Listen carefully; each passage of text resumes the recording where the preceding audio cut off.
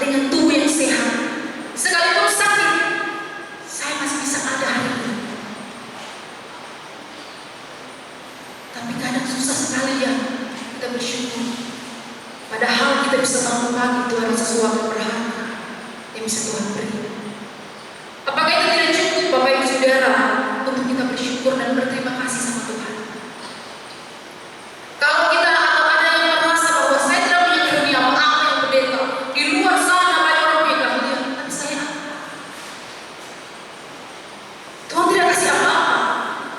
Saya mau katakan bahwa karunia, karena kasih karunia, karena cinta dan sayangnya Tuhan, Ia mengorbankan nyawanya untuk hidup saudara dan saya.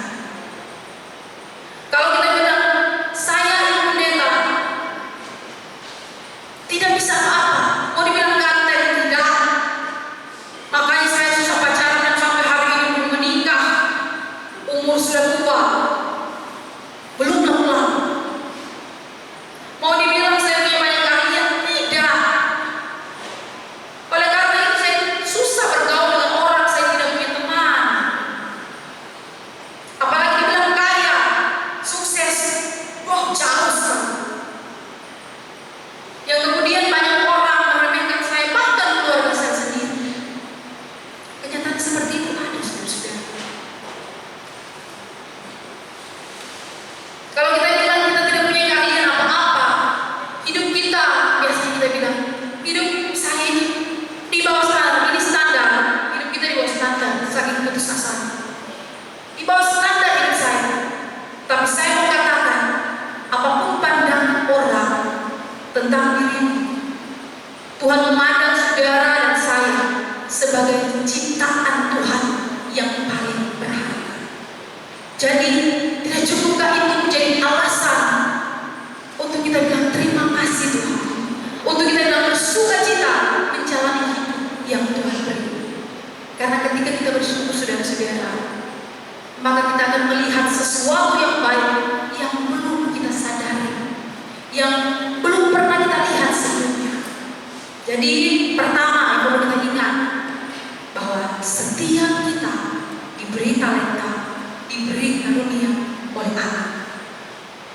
Kemudian yang kedua, tidak panjang ya, cuma lagi 10 sampai 10. Ya, yang kedua yang bisa kita pelajari, ketika Allah memanggil kita untuk suatu tugas, untuk melakukan suatu tugas, maka Dia memperlengkapi kita. Ketika Allah memanggil kita untuk melakukan suatu tugas, Dia memperlengkapi kita. Saudara-saudara, mari kita lihat ayatnya yang kedua dan ketiga. Dikatakan begini, lihat, telah kutunjuk Bezalel bin Uri bin Hur dari suku Yehuda, dan telah kupenuhi dia dengan roh Allah, dengan keahlian dan pengertian dan pengetahuan dalam segala macam pekerjaan. Kemudian ayat yang ke-6 dikatakan, juga aku telah menetapkan di sampingnya Aholiab bin Ahisamah dari suku Dan. Dalam hati setiap orang ahli telah diberikan keahlian. Nah, saudara-saudara, dari ayat ini kita melihat bahwa ketika kita dipanggil oleh Allah untuk melaksanakan suatu tugas, pekerjaan, atau mengembangkan apa yang kita punya, Allah tidak lepas tangan. Tetapi Allah menuntun dan memperlengkapi saudara-saudara. Bapak Ibu Saudara dalam Tuhan, saya anak ke-7 dari 7 orang bersaudara. Jadi cukup banyak.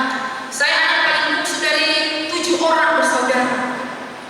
Dan kalau mau dilihat dari kecil, di antara 7 bersaudara ini, saya adalah anak yang paling buat susah. Saya anak yang paling buat susah. Saya anak yang sangat-sangat pemalu, sangat takut kalau ketemu orang banyak, apalagi orang yang saya kenal, yang tidak terlalu dekat.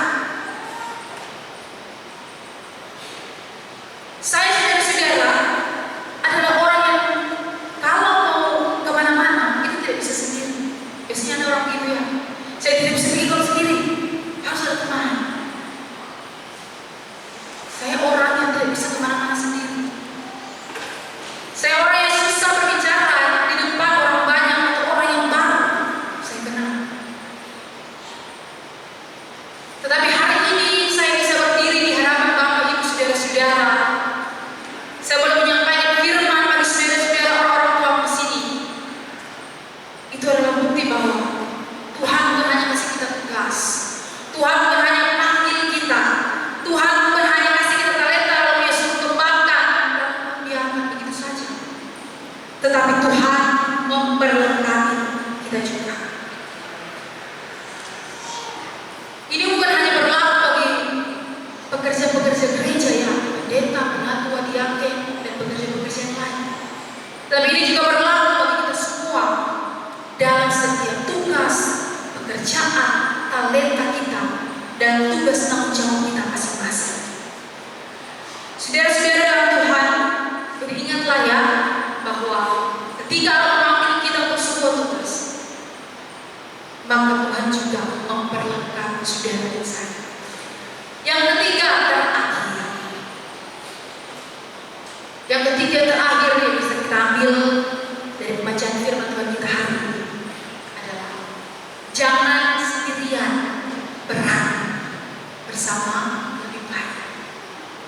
Saya ulangi lagi, jangan sendirian, berat bersama lebih baik.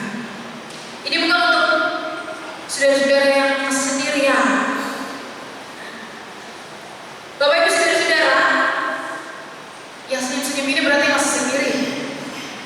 Jangan-jangan yang senyum-senyum ini sudah tidak sendiri ya. Saudara-saudara, hari ini kita melihat bahwa proses pembuatan kemah pertemuan dan tamu dengan segala macam perlengkapannya yang diberikan oleh Tuhan adalah sebuah tugas yang sangat penting bagi mereka saat itu. Karena kemah pertemuan yang mereka bangun ini akan digunakan sebagai tempat di mana mereka berjumpa dengan Allah, tempat mereka bisa bertemu dengan Allah. Oleh karena itu, tugas ini sangat penting bagi mereka. Tetapi di sisi yang lain saat itu, karena tugas ini begitu penting, maka tugas ini, pekerjaan ini juga adalah sebuah tugas atau pekerjaan yang tidak mudah untuk dilakukan. Sebagai seorang tokoh yang hebat seperti Musa, kita tahu bagaimana hebatnya Musa ya, sebagai pemimpin Israel saat itu. Sebagai seorang yang hebat seperti Musa, mengapa Tuhan tidak biarkan Musa kerja sendirian saja? Oh, dia hebat kan? Kenapa Tuhan tidak biarkan Musa ambil alih sendiri saja pekerjaan itu? Karena Tuhan tahu pekerjaan ini berat. Oleh karena itu, Tuhan menunjuk, Tuhan memberikan orang-orang hebat lainnya seperti Besaleel, Aholiab, dan ahli-ahli lainnya untuk boleh bekerja sama, boleh saling membantu dalam pekerjaan saat itu. Sehingga saudara-saudara, ketika kemah pertemuan ini dibangun, ketika kemah ini berhasil dibangun, maka kemah pertemuan itu bukan hanya dilihat sebagai fungsinya saja. Oh, kemah pertemuan ini adalah tempat di mana bisa berjumpa, umat bisa berjumpa dengan Allah. Tetapi lebih daripada itu, kemah pertemuan yang berhasil mereka bangun menunjukkan atau bisa terlihat bagaimana adanya relasi, adanya hubungan antara Allah dan umatnya, maupun juga antar sesama umat. Saya beri contoh lagi supaya lebih dimengerti. Saudara-saudara yang sudah menikah, untuk suami-suami, kalau dalam hidup rumah tangga sebagai suami, lalu kita begitu berusaha keras untuk melakukan peran kita sebagai pemimpin dalam keluarga, tetapi istri kita tidak peduli, istri kita cuek, istri kita tidak mau tahu apa yang terjadi dalam hidup rumah tangga. Kira-kira sebagai suami berat nggak? Berat. Cari bantu saja bagi suami berat kalau sendirian.